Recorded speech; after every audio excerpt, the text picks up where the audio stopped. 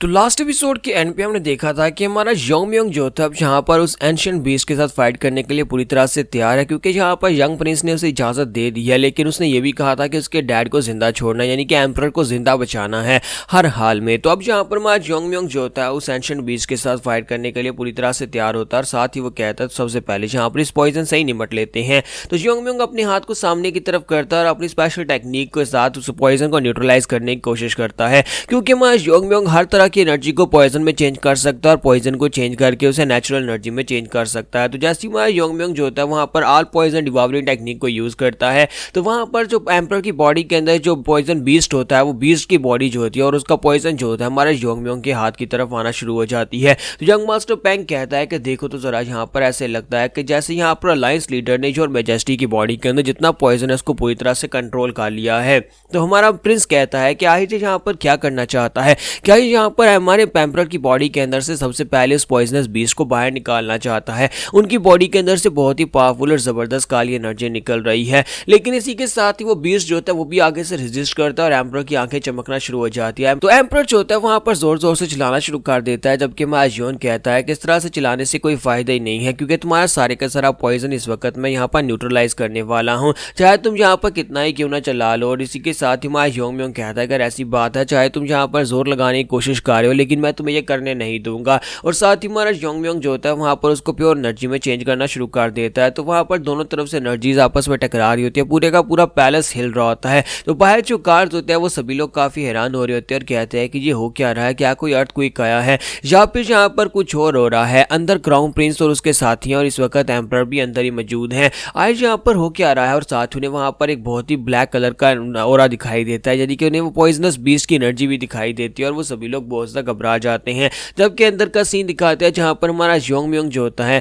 योंगम्योंग अपनी एनर्जी के साथ वहां पर उस डार्क पॉइजनस एनर्जी को अपनी एनर्जी के साथ कन्वर्ट करने की कोशिश कर रहा था ताकि वो उस एनर्जी को एब्जॉर्ब कर सके। और इसी के साथ ही थोड़ी देर के बाद दिखाते हैं कि हमारा योंगम्योंग इसमें कामयाब रहता है, एम्परर की बॉडी के अंदर से वो बीस्ट को निकालने में कामयाब हो जाता है और वो बीस्ट की सारी एनर्जी जो होती है एम्परर की बॉडी के अंदर से बाहर निकल आती है और उसकी रियल बॉडी जो होती है वो भी एम्परर की बॉडी के अंदर से बाहर निकलती है। तो हमारा योंगम्योंग कहता है कि लो हमने यहाँ पर इसकी रियल बॉडी को बाहर निकाली, और साथ ही वो चिंगू स्नेक से कहता है कि अब जबकि उसकी रियल बॉडी बाहर आ चुकी है बाकी का काम तुम्हारा है। तो वो कहता है हाँ क्यों नहीं बॉस, बाकी सब कुछ मेरे ऊपर छोड़ दो। तुम्हारा चिंगू स्नेक बड़ी तेजी के साथ भागता हुआ आगे बढ़ता है और जाकर उस बीस्ट को अपने दांतों के साथ बाइट मारता है, वो उसकी गर्दन से उसको पकड़ लेता है। और हमारा योंगम्योंग कहता है कि इसे पकड़ कर रखो, और साथ ही वो अपना ब्लेड निकाल कर बड़ी तेजी के साथ आगे बढ़ता है ताकि अपने ब्लेड के साथ उसको मार सके। तुम्हारा योंगम्योंग आगे बढ़ता है और अपने ब्लेड के साथ उसकी गर्दन के ऊपर कट लगाता है और इसी के साथ ही वो पॉइजनस बीस्ट को वहां पर मार डालते हैं। तो योंगम्योंग चिंगू स्नेक से कहता है कि तुमने काफी अच्छा किया, आप जल्दी से वापस आ जाओ। और इसी के साथ ही क्योंकि हमारे योंगम्योंग ने उस पॉइजनस बीस्ट को काट दिया था तो उसके मरने के साथ ही वहां पर उसकी बॉडी के अंदर से एक छोटा सा पर्ल बाहर की तरफ गिरता है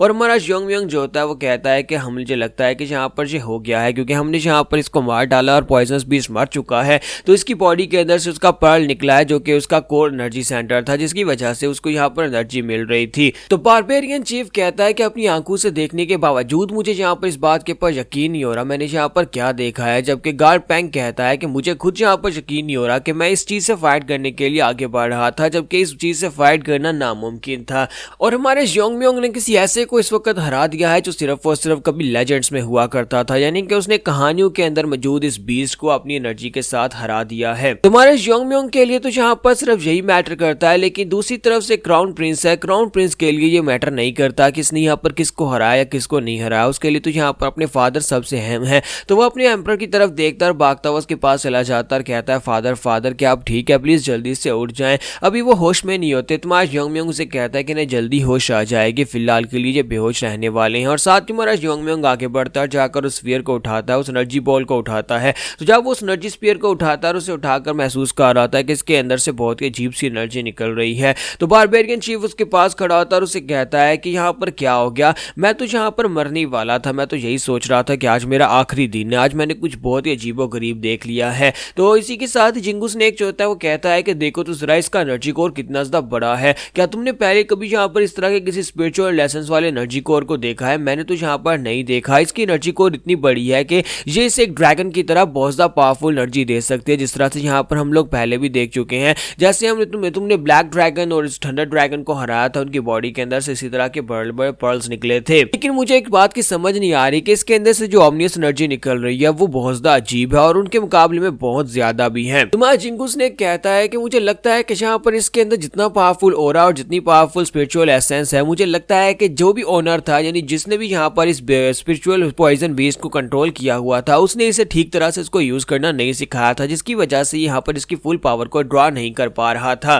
तुम्हारा ज़ोंगम्योंग उसे कहता है कि फिलहाल के लिए इसको छोड़ो, हम लोग यहाँ पर से निकलते हैं क्योंकि ये पैलेस जो हो सकता है कि इसकी दीवारें गिर जाएं। तो इसी के साथ ही वो चीफ से कहता है कि तुम लोगों ने बहुत ही अच्छा काम किया, पहले हम लोग मैजेस्टी को चेक करते हैं क्या वो ठीक है और अगर उसे पॉइजन न्यूट्रलाइजेशन की जरूरत है तो वो करते हैं और उसके बाद बाहर निकलते हैं। तो इसी के साथ ही वो चीफ से बात कर रहा होता है, लेकिन चीफ आगे से कोई जवाब नहीं दे रहा होता, वो अपनी जगह के ऊपर पूरी तरह से हैंग हो चुका होता है। तुम्हारा ज़ोंगम्योंग कहता है कि चीफ तुम्हें क्या हो गया है, तुम यहाँ पर कोई बात क्यों नहीं कर रहे। तो चीफ जो होता है पूरी तरह से वहां पर हैंग हो चुका होता है, उसकी सांसें भी रुक चुकी होती है, उसकी बॉडी के अंदर उसका ब्लड फ्लो भी रुक चुका होता है, यानी कि ऐसे लगता है जैसे कि पूरी तरह से टाइम ही रुक चुका हो। तो जिंगुस ने उसे कहता है कि ज़ोंगम्योंग वहां पर साइड के ऊपर देखो, सिर्फ यही नहीं बल्कि बाकी के सभी लोग भी अपनी अपनी जगह के ऊपर रुक चुके हैं, कोई चीज भी यहाँ पर मूव नहीं कर पा रही। तुम्हारा ज़ोंगम्योंग कहता है कि हाँ तुमने बिल्कुल ठीक कहा, यहाँ पर तो हर एक चीज रुक चुकी है, यहाँ तक कि पेंग फैमिली का वो गार्ड और साथ में क्राउन प्रिंस और एम्परर कोई भी यहाँ पर मूव नहीं कर पा रहा है, यहाँ पर चल क्या रहा है। और इसी के साथ ही हमारे ज़ोंगम्योंग के हाथ में जो बीड होता है उसके अंदर से जबरदस्त एनर्जी निकलना शुरू हो जाती है